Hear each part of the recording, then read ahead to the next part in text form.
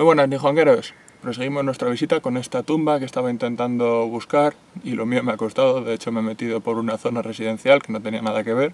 No encontraba referencias, no me veía en el mapa. Al final me ha tocado preguntar a un chaval súper majo que lo que ha hecho ha sido acompañarme desde la zona residencial donde estaba su casa, andando un buen rato conmigo, yo diciéndole si quieres me indicas y voy yo, pero no.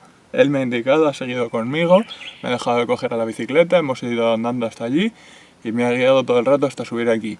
Eso, con el calor que hacía, cargando la bicicleta y demás, pues ahora mismo estoy sudando como un pollo, pero vamos. En general pues ha merecido la pena. Ya he llegado a esta tumba, en principio parece que no es nada del otro mundo, ¿de acuerdo? Pero sí que es algo llamativa, ahora os contaré por qué. La tumba que tenemos aquí es la tumba del emperador Kinmei. Pero ¿quién era este emperador Kinmei? Bien, habíamos hablado anteriormente del príncipe Nakanoe, del clan Fujiwara, del príncipe Shotoku, del clan Soga, pues este habría sido un poco anterior. Este emperador Jinmei fallece en el año 571.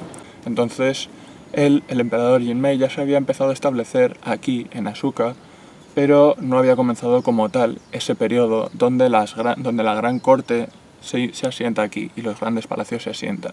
En cualquier caso también se le atribuye algo, y es el inicio del budismo en Japón. Habíamos visto que la expansión sucede con el príncipe Shotoku unos años más tarde, pero el inicio habría ocurrido, según se cuenta, con la llegada de una estatua de Buda procedente de Corea. Entonces los coreanos lo habían traído aquí y fueron los encargados de, digamos, dar el pistoletazo de salida, que al principio no llegó a mucho, pero fue con el príncipe Shotoku con el que este budismo se expande. Pero cuando llegaron estos coreanos fue con este emperador Kinmei, cuya tumba tenemos aquí. Esta tumba, que como digo también es una tumba muy especial, y es que esta es la única tumba con forma de ojo de cerradura que existe en todo Asuka. Hay que decir, para los que no lo conozcan, que hay un tipo de tumba en la arqueología japonesa que se llama la tumba de ojo de cerradura.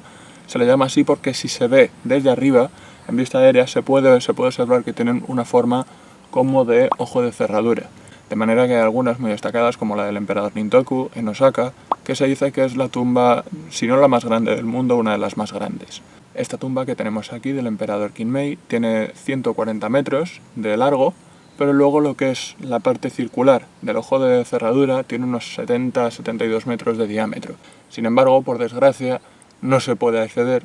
Lo único que podemos ver es esta entrada simbólica al mausoleo del emperador Kinmei, un mausoleo que, al igual que las grandes tumbas de ojo de cerradura, están rodeadas por una especie de foso de agua, de tal manera que no se puede acceder. Sí que se sabe que estaría aquí el mausoleo, sí que se saben las medidas, pero solamente la gente autorizada puede entrar. De tal manera que yo os muestro un poco cómo serían los alrededores.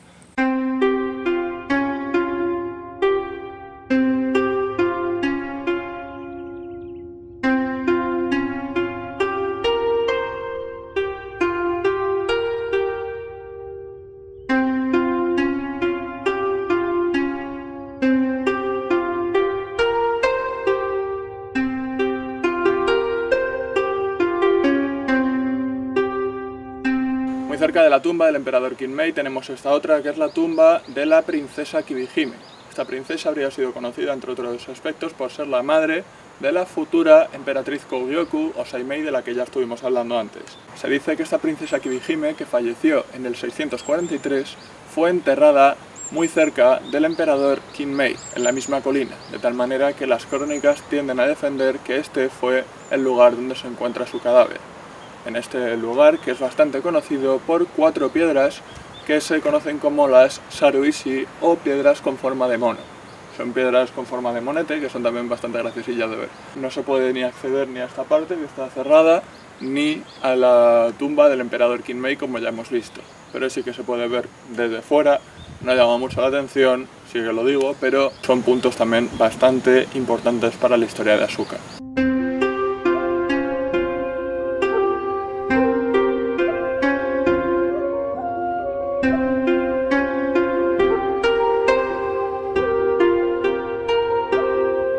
Bien, bastante cerca de estas tumbas del emperador Kinmei, de la princesa Kibihime, tenemos también unas piedras bastante curiosas. Una de ellas la tenemos aquí, se llama Oni no Manaita. Esta piedra se dice que sería la base de una cámara funeraria que habría existido durante el periodo Asuka, pero era una cámara funeraria que se componía en 3 partes: la base, la cubierta y la puerta. La base estaría aquí, la puerta ha desaparecido y la cubierta sería lo que se conoce como Oni no Setchin. Estos 2 nombres, Oni no Manaita y Oni no Setchin, responden a una leyenda que vamos a ver. Ahora vamos a ir a ver la otra, la piedra de Oni no Setchin, que según se dice, esa cubierta de esta cámara funeraria pues descendió cayendo y se quedó en su emplazamiento actual. Como digo, hay una bonita leyenda para el cual vamos a movernos a la otra.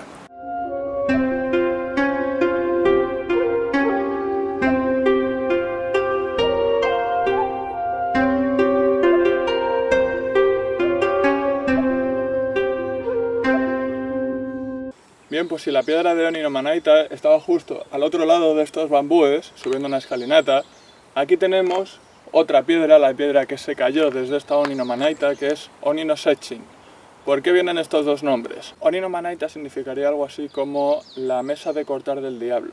Según la leyenda que mencionaba, pues los demonios, cuando querían comerse a los humanos, lo que hacían es que desde dentro de esta montañita hacían bajar una niebla muy espesa, y por tanto cuando los viajeros venían por aquí totalmente desconcertados, pues les cogían y los cortaban sobre esta mesa que tenían Oni no Manaita para proceder a comérselos, ¿de acuerdo? De hecho es muy curioso porque en la piedra de Oni no Manaita se pueden ver como varias líneas que pueden parecer como cortes, de tal manera que eso sería con Oni no Manaita. ¿Pero qué significa Oni no Setchin?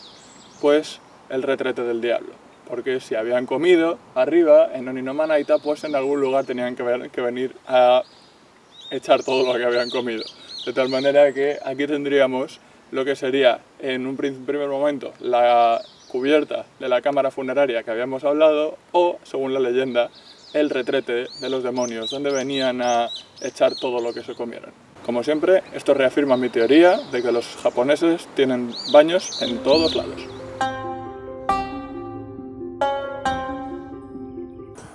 Para enseñaros cómo son los bichos de grandes. ¿Estáis viendo ese tubo por donde normalmente suele salir el agua? Bien. Esa araña es igual de grande que el tubo.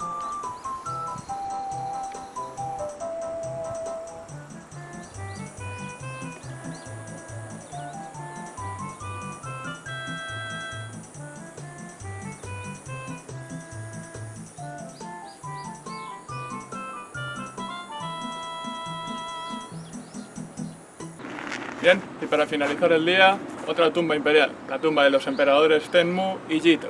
Pongámonos un poco en situación. Ya os hablé en un anterior vídeo sobre el incidente Ishii, llevado a cabo por el príncipe Naka no Oe. La hija de Naka no Oe, o emperador Tenji, la princesa Sarara, se convertiría más tarde en la emperatriz Jito. A los 13 años se casó con el príncipe Oama, no confundir con Obama, futuro emperador Tenmu y hermano de Tenji. Sí, Tenmu era el tío de Jito. Cosas de casa. Tenji está en las últimas y tiene que decidir si su sucesor es su hermano Oama o su hijo Otomo. Sarara ya le había dicho que no se fiase de su padre, que ya se había cargado a su abuelo, así que Oama efectivamente renuncia, se hace monje y se larga al campo. Tenji muere y su hijo Otomo sube al trono. Y aquí viene la división. Oama era muy carismático y quería hacerse con el trono, y Otomo quería evitarlo, así que decide intentar sitiar Yoshino, donde estaba Oama. Por cierto, mucha gente me ha dicho que Yoshino es precioso durante los cerezos, aunque aún no lo he podido ver.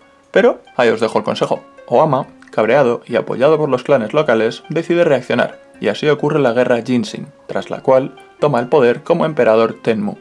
Todo iba viento en popa. Oama, o Tenmu, era el nuevo emperador. La familia aumentaba, y juntos planeaban dar un gran esplendor a la nación. Pero Tenmu muere. Su hijo, que le iba a suceder, también. Así que Sarara decidió subir al trono como emperatriz Jito, continuando con todas las reformas que inició Tenmu y trasladando finalmente la capital a Fujiwara-kyo, de la que os hablaré otro día.